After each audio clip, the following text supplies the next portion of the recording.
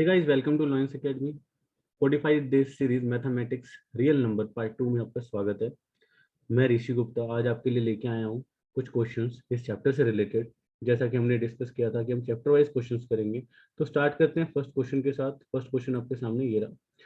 तो least number which is a perfect square, ये जो आपके सामने ऑप्शन दे रखे हैं ना चारों, ये वाले, ठीक है, इसमें से बताना है कि ऐसा कौन सा लीस्ट नंबर है जो कि परफेक्ट स्क्वायर भी है। चारों में परफेक्ट स्क्वायर देखना है अपने को। और दूसरी बात ये भी देखनी है कि is divisible by each of 16, 20 and 24, तीनों से डिवाइड भी होना चाहिए। समझ रहे हो? तो मतलब क्या है कि यहाँ पे आपको ये देखना है कि परफेक्ट स्क्वायर सबसे पहले तो कौन सा नहीं है। तो ए परफेक्ट स्क्वायर नहीं है। देखो, किसी भी नंबर के परफेक्ट स्क्वायर होने के लिए यहाँ पे zero, odd number of zero जब भी होंगे ना, तो वो परफेक्ट स्क्वायर बन ही नहीं सकता। ठीक है, तो यहाँ पे इवन नंबर ऑफ जीरोज होने चाहिए, तो ए नहीं होगा। ठीक है, फिर यहाँ पे और इवन नंबर ऑफ जीरोज हैं। ठीक है, फिर उसके बाद देखिए कि ये परफेक्ट स्क्वायर है 16, हाँ 4 4 16 होता है, ये तो परफेक्ट स्क्वायर है। फिर नेक्स्ट देखेंगे सी वाला, कि यहाँ पे डबल जीरो है, ठीक है, ओके है। यहाँ पे फिर 24 परफेक्ट स्क्वायर है क्या? नहीं है, परफेक्ट स्क्वायर तो नहीं है, तो सी भी कैंसिल हो जाएगा। फिर डी देखेंगे कि हाँ 2 जीरो है और 36 भी परफेक्ट स्क्वायर है। तो हमने, हमारे पास दो नंबर्स आ गए जिनको हमको चेक करना है, 1600 और 3600। ओके भाई, चेक करते हैं इसके अंदर। 1600 को चेक करते हैं सबसे पहले। तो 1600 क्या 16 से जा रहा है? हाँ, डायरेक्टली जा रहा है। 16 20 से जा रहा है, हाँ जीरो से जीरो कैंसिल हो रही है, 2 से भी कैंसिल हो ही जाएगा और इवन नंबर बचेगा यहाँ पे। 24 से चेक करा जाए तो यहाँ पे आप देखोगे कि 4 6 24 और 4 4 16, 400 आ रहा है। फिर आप देखो 6 से करके, 6 6 36 बचा 40, 6 6 36, तो पॉइंट में आ रहा है आंसर, तो ये तो नहीं हो सकता। अब नेक्स्ट 16 से इसको ट्राई करके देखते हैं। ये 16 आ गया, तो 4 4 16 और 4 9 36। अब देखिए लास्ट में डबल जीरो आ रहा है तो 4 पे जाएगा। ये डिविजिबिलिटी रूल होता है कि लास्ट में दो जीरो आते हैं ना किसी भी नंबर पे, तो 4 से डिविजिबल होता है। तो ठीक है यार, ये वाला भी हो गया। ठीक है, 16 से। अब नेक्स्ट हम ट्राई करते हैं इसके अंदर 20 का। तो 20 तो आ ही जाएगा क्योंकि जीरो से जीरो कैंसिल हो जाएगी और 2 से तो हो ही जाएगा क्योंकि इवन नंबर बच रहा है। अब हम 24 चेक करेंगे। तो यहाँ पे देखते हैं 6 4 24 और 6 6 36, 600 आ गया। फिर से दो जीरो आ रही है तो 4 से डिविजिबल हो रहा है। तो इसका मतलब 36 जो है ना, यही करेक्ट आंसर है। सेकंड क्वेश्चन में चलते हैं। यहाँ पे बोला गया है कि n square minus one is divisible by 8। ये ऐसा कह रहा है कि जो एन स्क्वेयर माइनस वन है वो 8 से डिविजिबल है। ठीक है, ये है डिविजिबल 8 से। तो आपको पूछा गया है कि कब यहाँ पे n क्या होगा। इफ n इज इंटीजर होगा, नेचुरल नंबर होगा, ओड नंबर होगा या इवन नंबर होगा। तो देखिए यार, इंटीजर में तो ओड और इवन दोनों आते हैं। और आपको ये पता है कि यहाँ पे अगर 8 से डिविजिबल करना है इसको, तो आपको क्या करना पड़ेगा, इस n को ओड रखेंगे, तभी ओड का स्क्वायर ओड आएगा। और फिर उसके बाद आप इसको मन में से माइनस करोगे तो ये बन जाएगा इवन, तभी तो 8 से डिविजिबल हो पाएगा।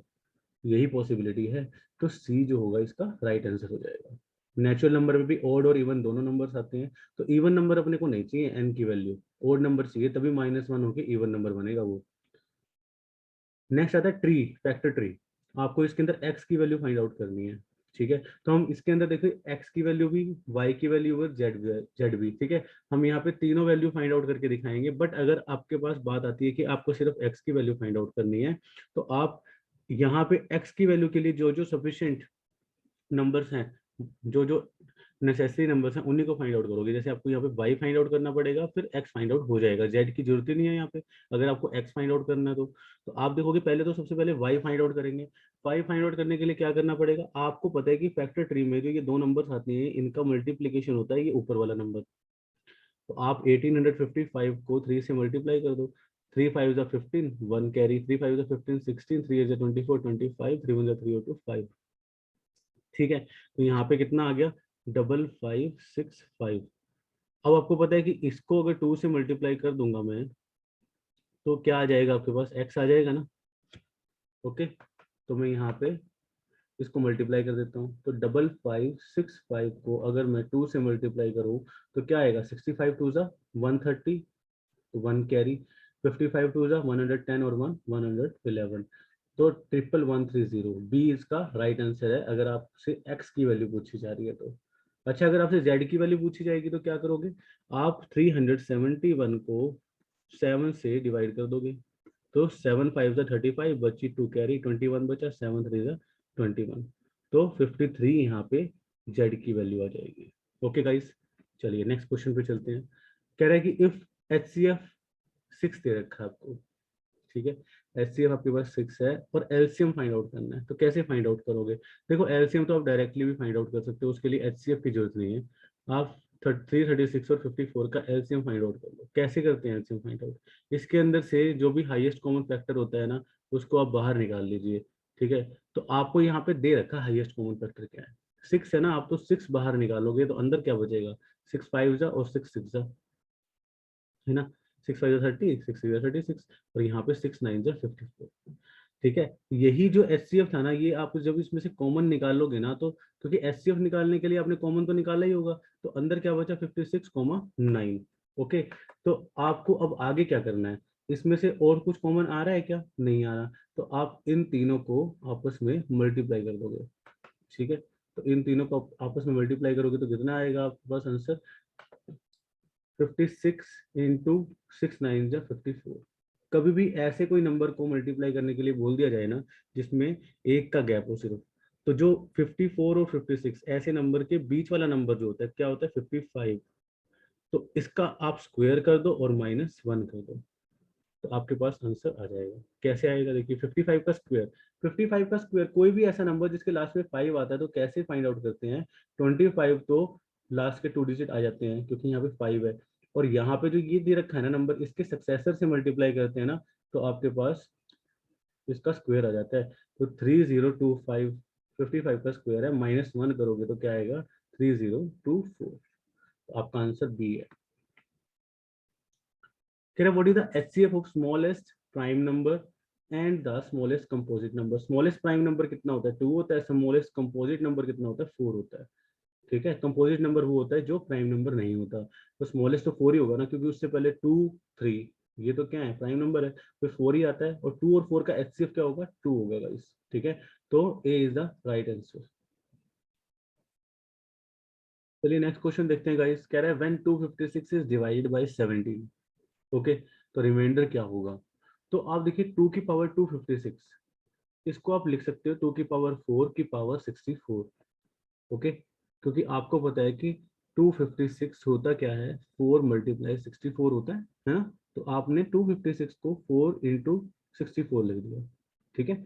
64 बाहर पावर में चला गया, ठीक है। ये पावर एन एक्सपोनेंट्स का एक प्रॉपर्टी होती है कि a to the power m to the power n is equal to a की पावर mn, ओके।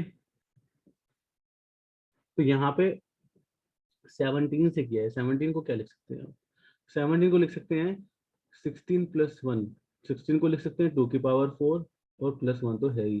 तो आपने इससे डिवाइड करना है, तब पता लगेगा कि रिमाइंडर क्या आएगा, ओके। तो रिमाइंडर क्या आएगा, तो आप ये देखिए कि 2 की पावर 4 प्लस 1 यहाँ पे नीचे है, ये हमेशा +1 रहेगा, किससे, 2 की पावर 4 से। और ये 64 तो पावर इसलिए है कि जो भी आंसर आएगा उसको 64 टाइम कर देगा ये। तो यहाँ पे आप देखोगे कि 2 की पावर 4 से 2 की पावर 4 कैंसिल तो हो सकता है, बट ये हमेशा +1 रहेगा, तो रिमाइंडर क्या रहेगा, ए 1, ओके।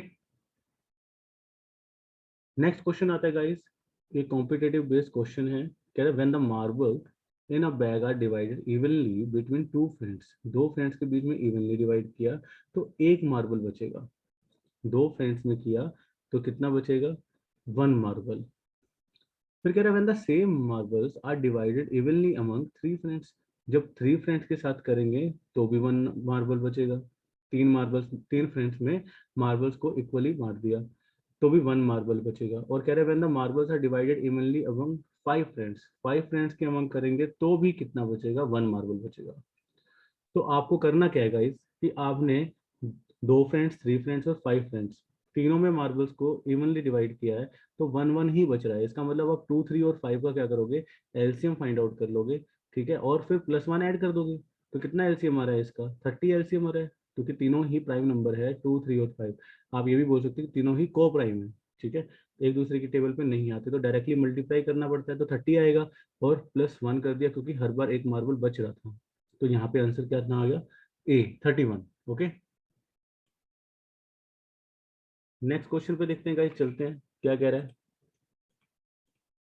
कह रहा है what is the another possible number, दूसरा पॉसिबल नंबर क्या होगा, आपने फिर से देखना है 2, 3 और 5, इनका एलसीएम कितना आया था, 30 आया था ना। तो अब नेक्स्ट नंबर इसका 30 का ही मल्टीपल होगा, तो हम 2 से करते हैं तो 32 या 60 आ जाएगा, फिर +1 कर देंगे तो कितना आ जाएगा, 61 आ जाएगा। तो बी यहाँ पे राइट आंसर हो जाएगा। ओके गाइस, चलिए नेक्स्ट क्वेश्चन पे देखते हैं, चलते हैं। कह रहा है कि 2 ऑयल टैंकर है जिसके जो कंटेन करते हैं, एक तो 825 लीटर्स करता है कंटेन और एक 675 लीटर करता है कंटेन। क्या चीज, कैरोसिन ऑयल। तो आपको बताना what is the maximum capacity of a container, उस कंटेनर की मैक्सिमम कैपेसिटी क्या होगी जो मेजर कर सकता है कैरोसिन ऑयल को ऑफ बोथ द टैंकर्स, दोनों ही टैंकर्स को। ठीक है, और एग्जैक्ट नंबर ऑफ टाइम करेगा। तो एग्जैक्ट नंबर ऑफ टाइम करेगा तो इसके अंदर आपको क्या करना है, एचसीएफ निकालना पड़ेगा, तभी वो एग्जैक्ट नंबर ऑफ टाइम करेगा, क्योंकि उसका जो कंटेनर है, कंटेनर का साइज छोटा होगा इन दोनों टैंकर से। ठीक है, तो उस कंटेनर से आप इनके एग्जैक्ट नंबर ऑफ टाइम्स को मेजर कर सकते हो। ठीक है, तो यहाँ पे आप देखोगे एचसीएफ निकालोगे 825 का और 675 का। ठीक है, क्या एचसीएफ निकलेगा, आप इसको 25 कॉमन ले लो इसमें से, सबसे पहले तो 25 कॉमन लोगे तो 25 3 जा 75 और 25 3 जा 75, 7 कैरी आई है। यहाँ पे करोगे तो 25 2 जा 50 और 25 7 जा 175 आ जाएगा। फिर से 3 कॉमन आ रहा है तो 25 3 कॉमन लेंगे तो कितना आ जाएगा 11 और यहाँ पे कितना आ जाएगा 9। तो 25 3 जा 75, तो 75 लीटर का क्या होना चाहिए, वो कंटेनर होना चाहिए जो उसको इक्वल नंबर ऑफ टाइम में, एग्जैक्ट नंबर ऑफ टाइम में क्या करेगा, मेजर कर देगा। और कितने टाइम में करेगा मेजर, 11,9। तो देखिए नेक्स्ट क्वेश्चन का भी आंसर यही पे है कि how many time we have to use container for both tanker to fill. तो इस वाले टैंकर को कितना लगेगा, 11 टाइम्स मेजर करेगा वो कंटेनर, और इस वाले टैंकर को 9 टाइम्स मेजर करेगा ये कंटेनर। ओके गाइस, चलिए नेक्स्ट क्वेश्चन पे चलते हैं। तो गाइस क्या कह रहा था, HCF and the LCM of 12, 21 and 15 क्या होगा। तो आपके पास तीन नंबर्स गिवन है, 12, 21 और 15। कभी भी निकालते हैं ना, देखिए रेस्पेक्टिवली पूछा है एचसीएफ, सबसे पहले एचसीएफ पूछा है फिर एलसीएम पूछा है। तो हमें पता है कि जब हम एचसीएफ और एलसीएम फाइंड आउट करते हैं तो कॉमन लेते हैं इसमें से। तो आपने यहाँ पे क्या कॉमन लिया, देखो मेरे को तो लग रहा है कि 3 कॉमन आएगा, 3 कॉमन आएगा तो आपके पास क्या बचा, 3 4 जा 12, 3 7 जा 21 और 3 5 जा 15। ठीक है, तो यहाँ पे जो कॉमन लेते हो ना, वो तो आ गया एचसीएफ। ठीक है, और फिर उसके बाद जो कॉमन लिया है वो मल्टीप्लाई जो अंदर ब्रैकेट्स में बचे हैं, इन सबको मल्टीप्लाई करोगे तो क्या आएगा, 5 4 जा 20, 3 जा 60, 67 जा 420। ये आपके पास क्या आ गया, एलसीएम हो जाएगा। ठीक है, तो ये आपके पास जो आंसर होगा सी होगा आज का राइट आंसर। तो गाइस आई होप आपको वीडियो अच्छी लगी होगी, अगर आपको वीडियो पसंद आई हो तो इसको लाइक और सब्सक्राइब और शेयर कीजिए अपने फ्रेंड्स के साथ। ओके, ताकि वो भी इसका बेनिफिट ले सके। तो मिलते हैं नेक्स्ट सेशन में, आज के लिए इतने रखेंगे।